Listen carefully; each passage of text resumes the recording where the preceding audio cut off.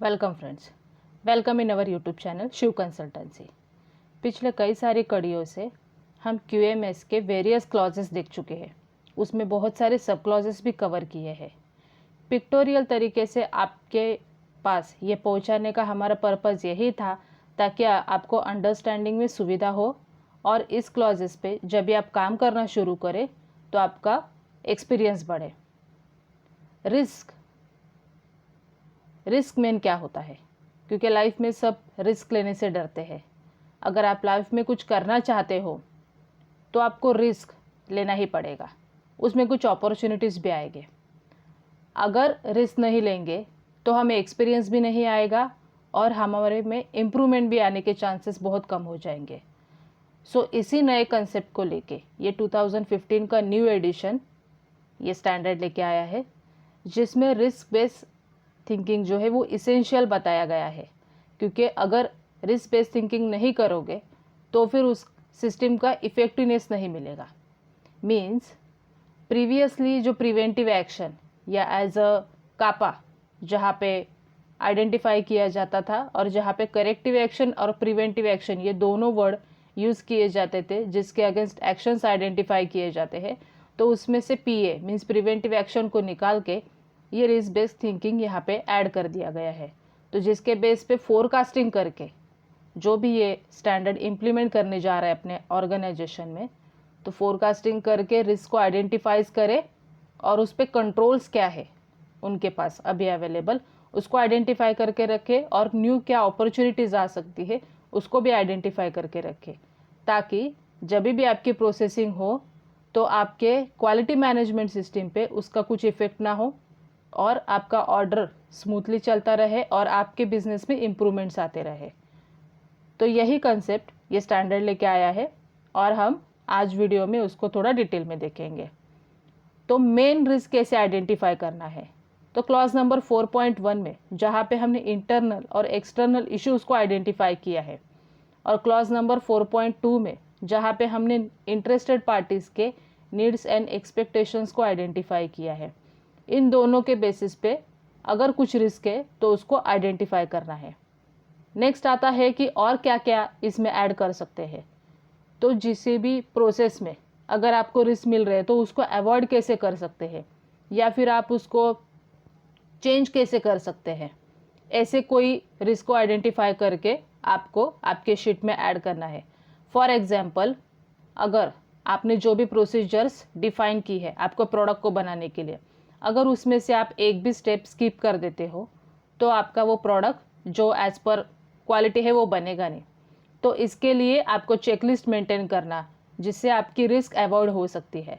और अगर आपके ऑर्गेनाइजेशन में ऐसे कुछ सिस्टम फॉलो नहीं हो रही है तो आपको पहले ही इंस्पेक्शन करके मॉनिटर भी करना पड़ेगा कि लोग उसको फॉलो करते हैं कि नहीं। सेकेंडली ये आ सकता है कि taking risk in order to pursue an opportunity. It means ऐसी कोई एक्टिविटी को या ऐसी कोई रिस्क को अगर आप ले सकते हैं कि जो अपॉर्चुनिटी में कन्वर्ट करे। फॉर एग्जांपल, अगर आप ऐसे कोई प्रोडक्ट बना रहे हैं जिसमें कंपटीटर बहुत ही कम है, या फिर आप कोई यूनिक प्रोडक्ट बना रहे या आप कुछ यूनिक सर्विस दे रहे हैं, तो उसमें आपको रिस्क लेने पड़ेंगे जो एज अ अपॉर्चुनिटी का काम करेंगे, आपको मार्केट बढ़ा देंगे और आप एक्सपोर्ट लेवल पे भी जा सकते हैं। तो ऐसे रिस्क को भी आप आइडेंटिफाई कर सकते हैं।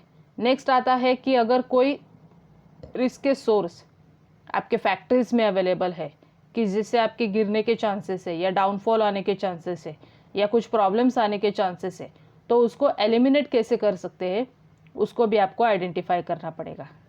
नेक्स्ट आता है कि कॉन्सिक्वेंसेस को चेंज करके अगर उस रिस्क को आप चेंज कर पाए तो भी आपको उसको आइडेंटिफाई करके उसका कंट्रोल्स दिखाने पड़ेंगे कि आप कैसे कॉन्सिक्वेंसेस से उसको चेंज करेंगे। और नेक्स्ट स्टेप आप ये भी ले सकते हैं कि रिस्क को शेयर कर सकते हैं। शेयरिंग मीन्स फॉर एग्जांपल, अगर आपके यहाँ पे कोई बंदे हैं और वो मल्टीटास्किंग कर रहा है, मीन्स वही परचेस का काम कर रहा है, वही स्टोर का काम कर रहा है, वही मार्केटिंग का काम कर रहा है, तो इस केस में रिस्क आने के चांसेस बहुत है क्योंकि वो आपका आउटपुट नहीं दे पाएगा। तो उसमें एक हो सकता है कि प्रोसेस वाइज अगर पॉसिबल है तो आप अपॉइंटमेंट करें वर्कर लोगों का या एम्प्लॉयज़ का, कि जिसके वजह से आप उनका पूरा बेनिफिट ले सकें और रिस्क जो है वो शेयर होती रहे। मीन्स अगर एक भी नहीं आता है तो दूसरा उसका काम कर सकता है, या अगर क्रॉस में अगर हम देखेंगे तो मल्टीटास्किंग भी आप लोगों से करवा सकते हैं, ताकि अगर एक एब्सेंट रहता है तो आप दूसरे से काम करवा सकते हैं, तो जिसमें रिस्क जो है वो शेयर होता रहेगा। इससे नेक्स्ट ये आता है कि आप रिस्क को ट्रांसफ़र अगर कर सकते हैं तो ऐसे पॉइंट्स को भी आइडेंटिफाई करें। फॉर एग्जांपल यहाँ पे अगर आप पिक्चर में देखोगे तो बैंक, आरबीआई बैंक जो रहता है वो कोऑपरेटिव्स बैंक को फाइनेंस देके थोड़ी सी हेल्प करता है, लेकिन वही लोन के स्वरूप में हमारे पास आके वो जो रिस्क है उसको ट्रांसफ़र कर देते हैं और उसका बेनिफिट ये कोऑपरेटिव्स बैंक ले लेता है। इसका और एक एग्जांपल ये हो सकता है, फॉर एग्जांपल ऑर्गेनाइजेशंस में इन्वेंट्री हाई होती है, तो इन्वेंट्री हाई होने की वजह से आपका जो कॉस्ट है तो वहाँ पे स्टक हो जाता है। मींस ना ही आपकी इन्वेंट्री मूव होती है, और सप्लायर ने आपके यहाँ पे अगर इन्वेंट्री या फिर मटेरियल सप्लाई किया है तो आपको क्रेडिट पीरियड में उसको पैसा देना पड़ेगा। तो उस केस में आप ये कर सकते हैं कि आपके सप्लायर को शेड्यूल बेस पे ऑर्डर दे सकते हैं।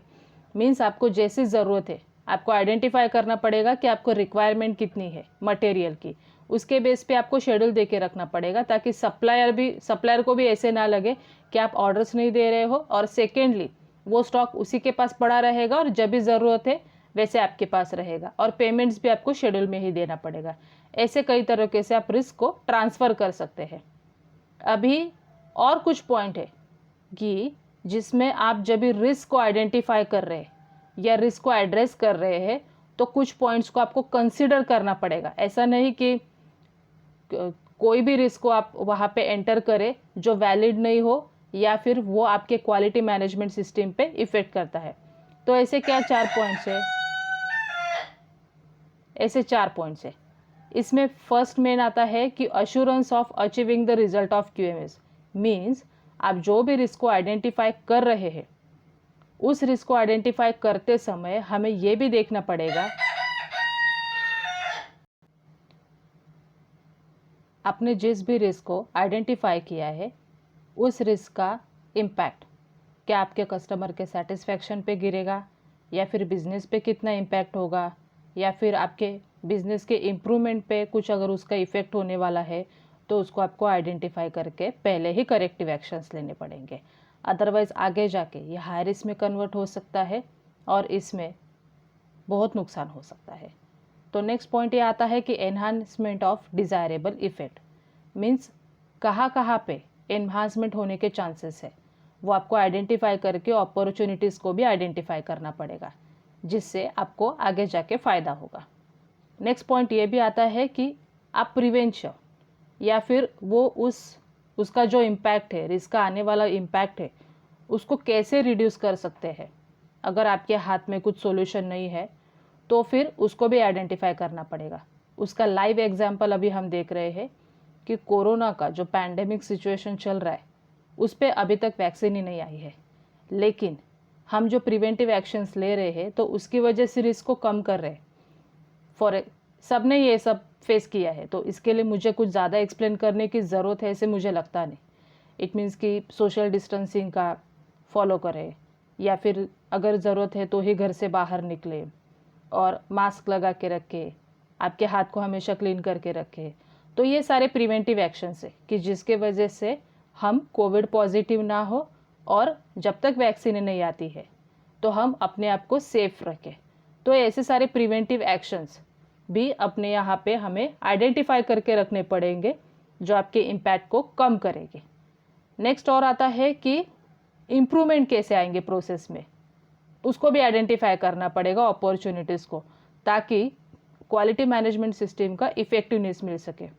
फॉर एग्जांपल पहले अगर आप कुछ ट्रेडिशनल पार्ट्स यूज़ कर रहे थे या कुछ ट्रेडिशनल सिस्टम्स यूज़ कर रहे थे आपके ऑर्गेनाइजेशन में, और अगर कुछ डिजिटल सिस्टम्स का उपयोग करके अगर आप इम्प्रूवमेंट कर सकते हैं या फिर कुछ प्रोसेस में इम्प्रूवमेंट्स ला सकते हैं, या फिर और कोई अगर अपॉर्चुनिटीज़ आपको लग रही है कि अगर इस स्टेप को लेके आपको या फिर उस रिस्क को लेके वो पॉजिटिव रिस्क कहलाई जाएगी, उसको लेके अगर आप कुछ नया बदलाव ला सकते हैं तो उसको भी आइडेंटिफाई करना पड़ेगा और उसमें एक्शन प्लान प्रिपेयर करना पड़ेगा।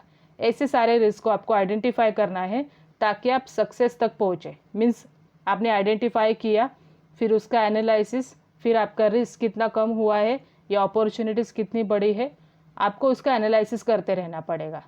जहाँ पर भी आपके मैनेजमेंट रिव्यू मीटिंग्स या फिर आपके जो फ्रीक्वेंटली डिस्कशन होंगे, या फिर अगर आप ऑब्जेक्टिव्स को मॉनिटर कर रहे हैं तो उसमें सब में आपको डिस्कशन करके उसको आइडेंटिफाई करना पड़ेगा और रिस्क कितना कम हुआ है, अपॉर्चुनिटीज़ कितने बड़े हैं, उसका रेशो भी देखना पड़ेगा।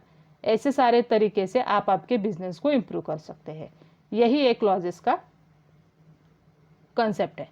अभी बाकी के जो क्लॉजेस है, अब तक हमने क्लॉज नंबर 4, उसके सब क्लॉजेस, क्लॉज नंबर 5, उसके सब क्लॉजेस को कवर किया है। तो उसके सबके लिंक आपको डिस्क्रिप्शन बॉक्स में मिल जाएंगे। अगर आपने वो वीडियोस देखे नहीं है तो आप उन वीडियोस को भी देख सकते हैं, ताकि आपको इस क्लॉजेस को समझने में आसानी होगी।